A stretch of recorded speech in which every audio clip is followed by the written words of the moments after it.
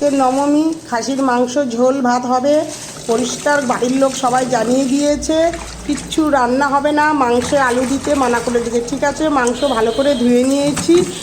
আগে থেকেই পেঁয়াজ আদা রসুন সব কেটে শিলে সব মশলা বেটে গুছিয়ে রেখেছি।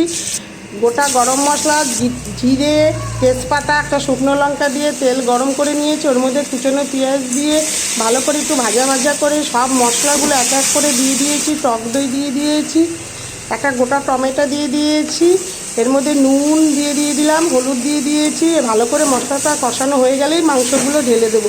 মাংস দেওয়ার পরে ভালো করে কষাতে হবে, কষিয়ে কষিয়ে ভালো করে একটু তেল ছাড়বে। তেল ছাড়লে একটু ঢেকে দেবো, ঢাকনা খুলে আবার নাড়বো। ভালো করে নাড়তে নাড়তে ভালো করে কষিয়ে যাবে।